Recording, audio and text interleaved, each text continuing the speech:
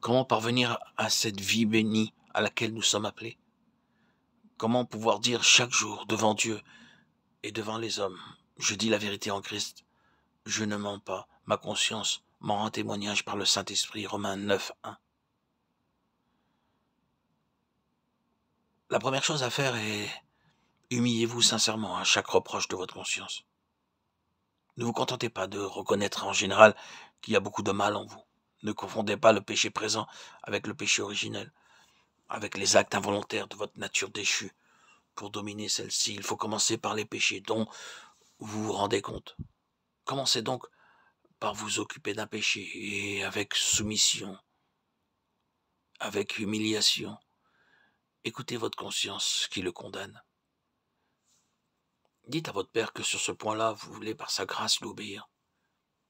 Saisissez-vous de nouveau de la promesse qui vous assure que Christ veut prendre possession de tout votre cœur et demeurer en vous pour vous garder.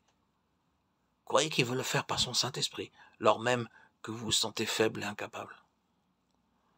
Souvenez-vous que l'obéissance volontaire aux paroles de Christ est la seule manière de nous montrer votre résolution d'être à lui et de chercher par la grâce de Dieu à avoir constamment une conscience sans reproche devant Dieu et devant les hommes. Acte 24, 16. Après avoir commencé par un péché, continuez à vous occuper peu à peu d'autres péchés.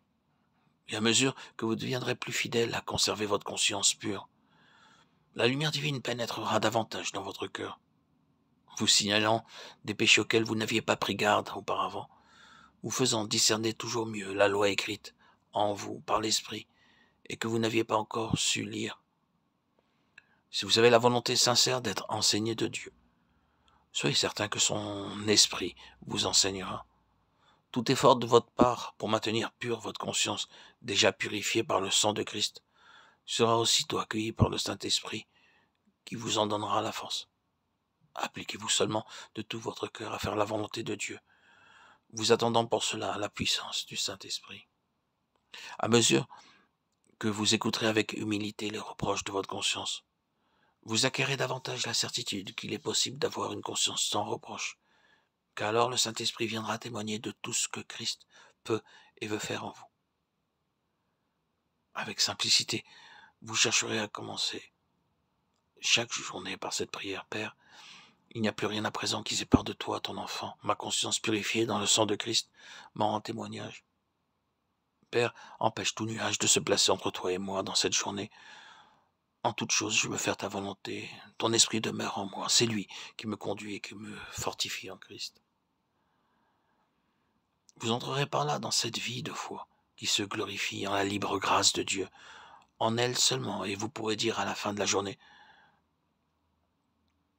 ce qui fait notre gloire, c'est ce témoignage de notre conscience, que nous nous sommes conduits dans le monde avec sainteté et pureté devant Dieu. 2 Corinthiens 1, 12. Ma conscience m'en rend témoignage par le Saint-Esprit. Romains 9, 1.